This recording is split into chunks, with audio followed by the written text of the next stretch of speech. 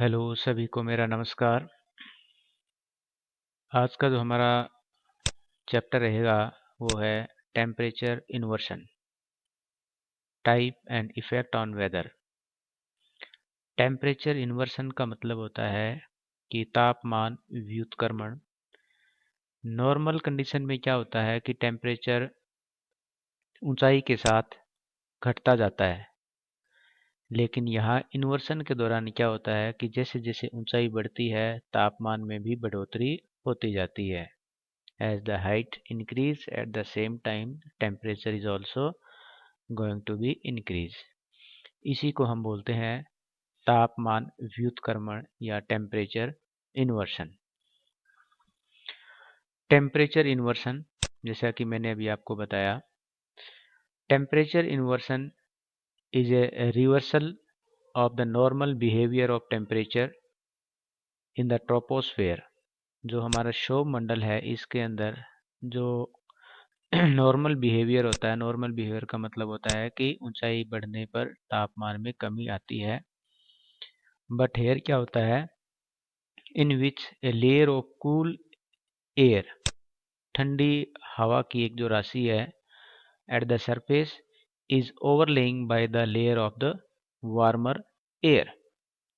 इसके ऊपर हमें क्या मिलेगी, जो है वार्म एयर मिलेगी, यानी कि नीचे ठंडी वायु राशि और ऊपर गर्म वायु राशि या वायु का होना। Under normal condition the temperature usually decreasing with height. तो इसमें क्या होता है, नॉर्मल कंडीशन में क्या होता है कि ऊंचाई बढ़ने पर तापमान में कमी आती है। जैसे जैसे ऊंचाई बढ़ती है, हमने ट्रोपोस्फियर के बारे में पढ़ा है, तो ऊंचाई बढ़ने पर तापमान में क्या आती है, कमी आती है। बट यहाँ पर क्या होता है टेम्परेचर इन्वर्शन में, कि जो ठंडी हवा होती है, the cool air at the surface, जमीन पे होती है, is overlaying by the layer of the warm air, और गर्म हवा उसके ऊपर होती है। यानी कि ऊंचाई बढ़ने के साथ में तापमान में बढ़ोतरी ही क्या है, हमारा तापमान व्युत्क्रमण है या टेम्परेचर इन्वर्शन है। यहाँ आप देख सकते हैं, ये तो है हमारी नॉर्मल कंडीशन। नॉर्मल कंडीशन में क्या होता है कि वार्म एयर नीचे होती है, यानी कि धरातल जो हमारा है उसके आसपास में हमें गर्म हवा देखने को मिलती है। और जैसे जैसे ऊपर जाते हैं तो हवा का ठंडी हो जाती है, क्योंकि ऊपर जाने पर टेम्परेचर में गिरावट आती है, कमी आती है। तो ये होता है नॉर्मल कंडीशन के अंदर। बट इन टेम्परेचर इन्वर्शन में यदि हम बात करें, थर्मल इन्वर्शन में बात करें, तो क्या होती है कि ठंडी हवा हमें यहाँ पर जमीन के आसपास मिलेगी, और जो गर्म हवा होती है वो हमें धरातल के ऊपर मिलेगी, या इसे जो ऊपर का जो लेयर होती है उसके अंदर मिलेगी। तो वार्म इन्वर्सन लेयर एयर। तो इस डायग्राम के द्वारा भी आप समझ सकते हैं, this is the normal condition in which the temperature going to decrease with the height, but in the temperature inversion the temperature is going to increase with the height. जैसे जैसे ऊंचाई बढ़ती है तापमान में भी बढ़ोतरी होती है।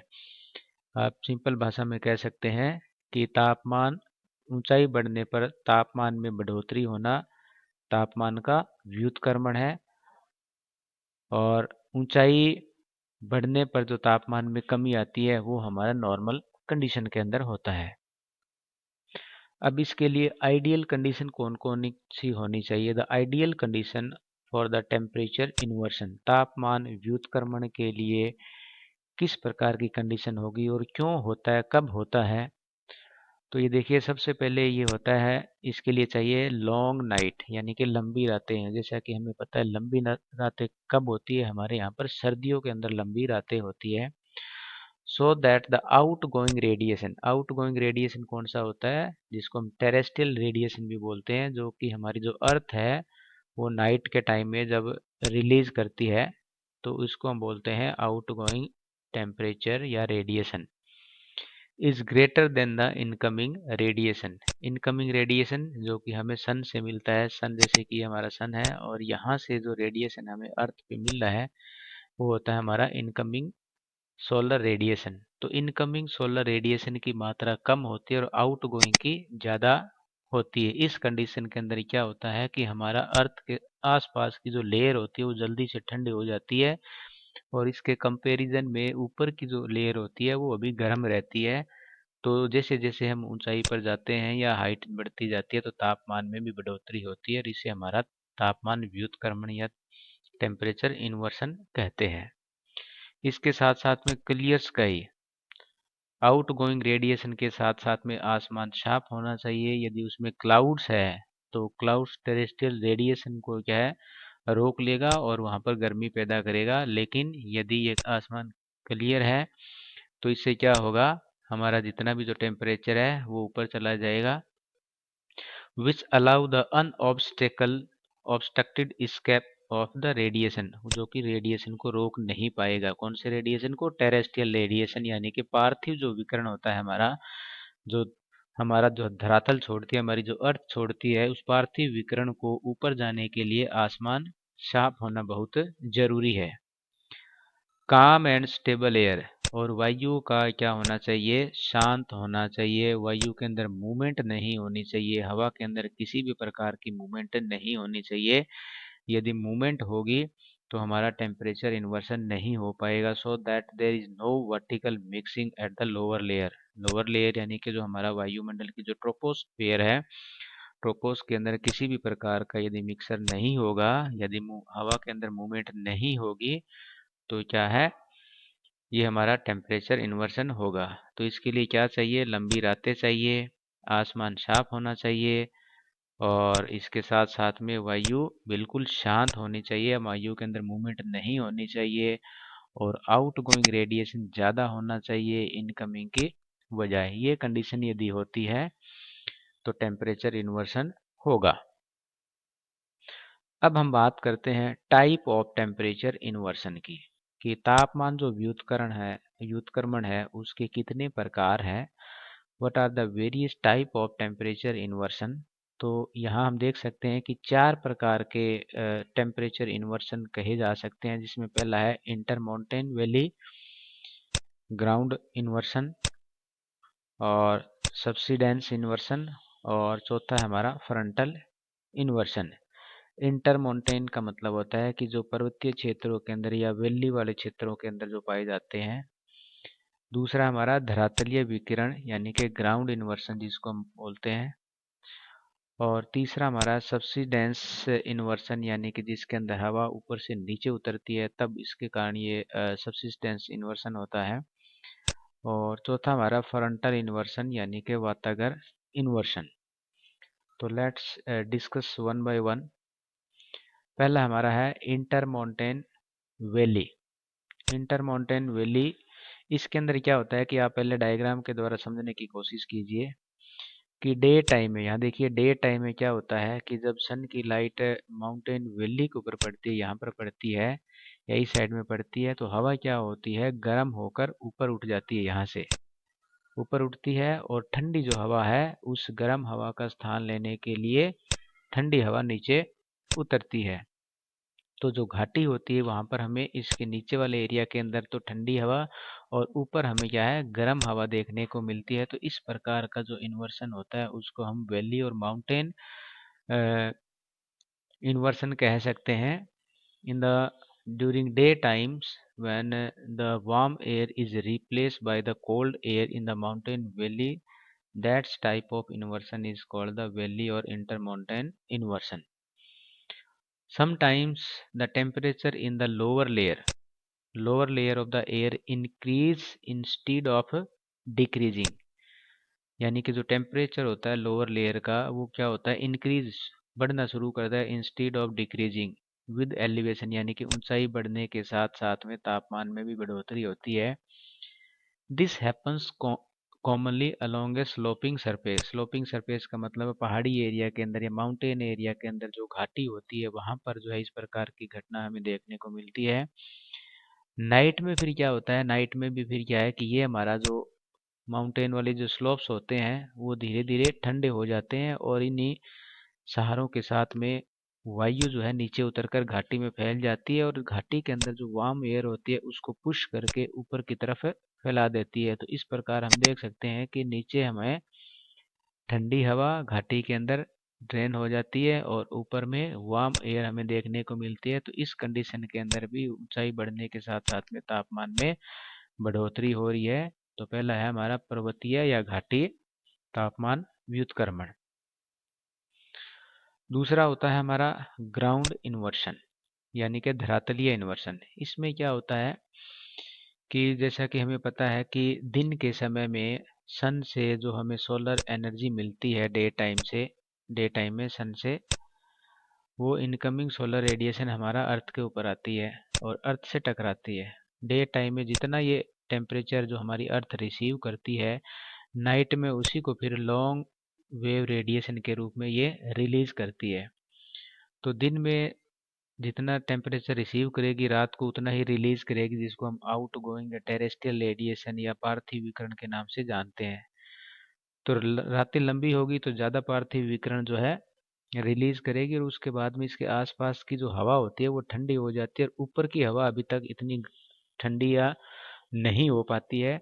तो इसके कारण भी जो है टेम्परेचर इन्वर्सन होता है, जिसको हम ग्राउंड इन्वर्सन के नाम से जानते हैं। तो यहाँ देख सकते हैं कि ground inversion develops when air is cooled by the contact with colder surface until it become the cooler than the overlaying atmosphere. यानी कि तब तक मतलब जब तक ये ठंडी नहीं होती है उस कांटेक्ट में आकर, यानी कि अर्थ के कांटेक्ट में आकर जब ये ठंडी हो जाती है और उसके ऊपर की जो हवा है वो अभी भी गर्म रहती है। तो this occur most often on the clear night, यानी कि रात यदि बहुत साफ हो, when the ground cools of rapidly bye radiation, और जो हमारा धरातल है वो जल्दी से जो है टेरेस्ट्रियल रेडिएशन के द्वारा जो है ठंडा हो जाता है। If the temperature of the surface air drop below it's due point fog में भी रिजल्ट। यदि ड्यू पॉइंट से नीचे तक टेम्परेचर कई बार चला जाता है तो फोग बन जाती है। यानी कि सर्दियों के अंदर हम मोस्टली देखते हैं कि धरातल के आसपास जो है हमें ठंडी हवा और फोग देखने को मिलती है। यदि हम थोड़ा ऊपर देखें या थोड़ा हाइट पर देखते हैं तो हमें वहाँ पर वार्म एयर मिलती है या वहाँ पर फोग नहीं मिलती है। तो इससे भी हमें ये समझ सकते हैं कि सर्दियों के अंदर रातें लंबी होने और आसमान साफ होने के कारण धरातल से टेरेस्ट्रियल रेडिएशन के कारण इसका जो टेम्परेचर वो जल्दी से डिक्रीज हो जाता है, जिसके कारण इसके कांटेक्ट में जितनी भी हवा आती है उसका टेम्परेचर भी कम हो जाता है। This kind of temperature inversion is very common in the higher latitudes. और उच्च अक्षांशों के अंदर हमें इस प्रकार की जो घटनाएं हैं ग्राउंड इन्वर्सन देखने को मिलता है, जहाँ पर इनकमिंग रेडिएशन के बजाय आउटगोइंग जो रेडिएशन है वो ज़्यादा होता है। तीसरे प्रकार का है सबसिडेंस इन्वर्सन। इसमें क्या होता है कि subsidence inversion developed when a wider spread layer of the air descent. Air descent मतलब क्या है कि एक बहुत बड़ी जो हवा की जो राशि है वो नीचे उतरती है, यहाँ आप देख सकते हैं एयर डिसेंड होती है। If the air mass sink below enough, यदि कई बार क्या होता है कि एयर मास इतना नीचे आ जाता है, the air at the higher altitude become warmer, और उसके ऊपर की तो हवा अभी तक गर्म रहती है लेकिन वो उसका टेम्परेचर है वो काफ़ी डाउन आ जाता है then at the lower latitudes. यानी कि जो निम्न जो अक्षांश है उसके मुकाबले में ऊपर का इसका जो टेम्परेचर वो ज़्यादा रहता है और नीचे का टेम्परेचर कम रहता है, प्रोड्यूसिंग ए टेम्परेचर इन्वर्सन। तो इससे भी क्या है टेम्परेचर इन्वर्सन आ जाता है। तो यहाँ आप इसमें इसके द्वारा देख सकते हैं कि ये देखिए यहाँ पर हवा की जो राशि नीचे उतरी है तो ये कॉन्टेक्ट, ये अनस्टेबल एयर में जिसमें हवा के अंदर जो एयर होती है वो स्टेबल नहीं हो पाती, मूवमेंट चलता रहता है। तो यहाँ आने पर ही वो स्टेबल हो जाती है। स्टेबल होगी तो इसके ऊपर में जो है हाई टेम्परेचर हमें देखने को मिलता है और नीचे हमारे यहाँ पर लोअर टेम्परेचर होता है स्टेबल एयर के अंदर, तो जिसके कारण भी टेम्परेचर इन्वर्सन हो जाता है।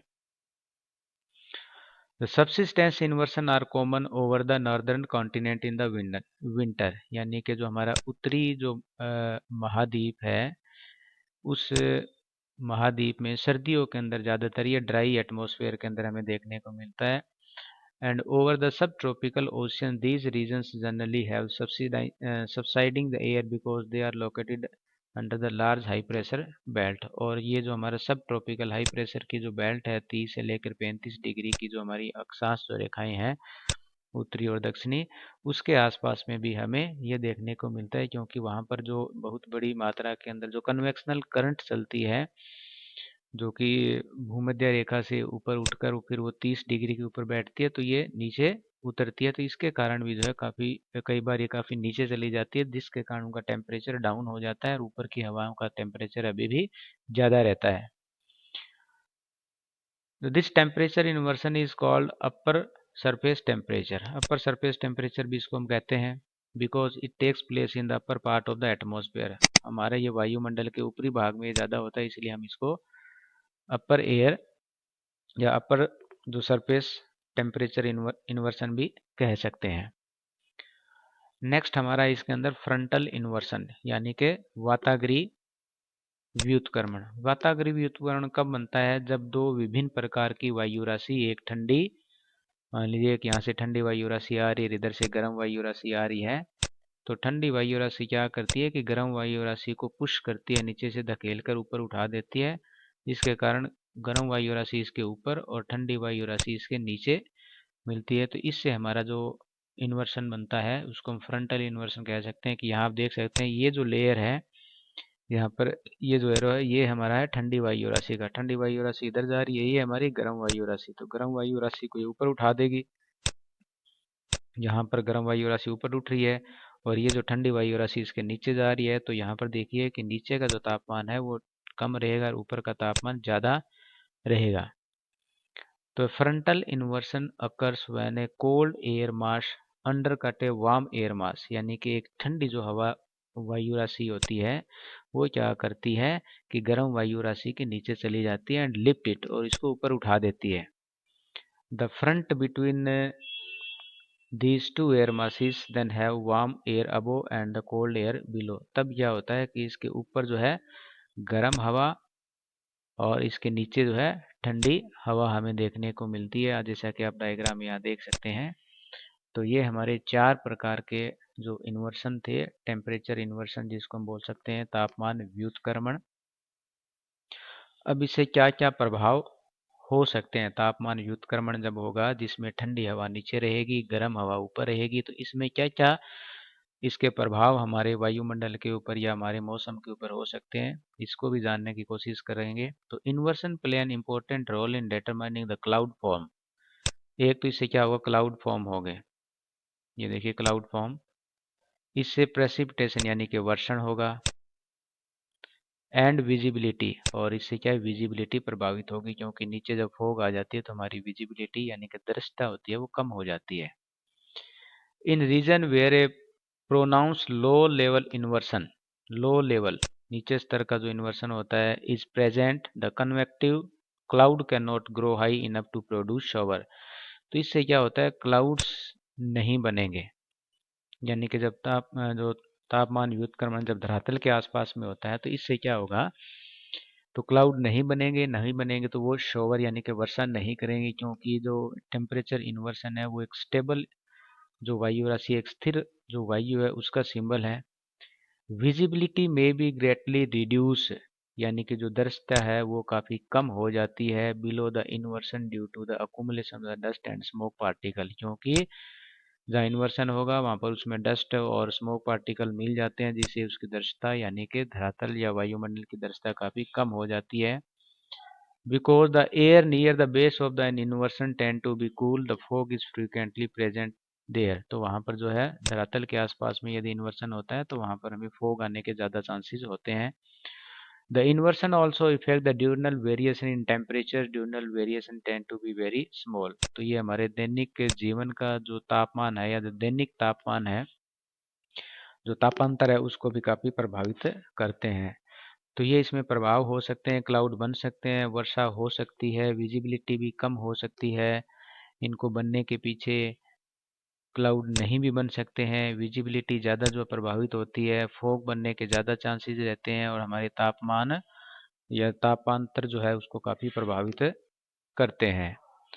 तो ये तो था हमारा कि तापमान व्युत्क्रमण क्या होता है, कैसे ये बनता है, इसके लिए क्या आइडियल कंडीशन होनी चाहिए, और कितने प्रकार का होता है, और क्या क्या इसके प्रभाव हो सकते हैं। तो आई होप आप लोगों को ये चैप्टर, ये वीडियो समझ में आया होगा। Thanks a lot.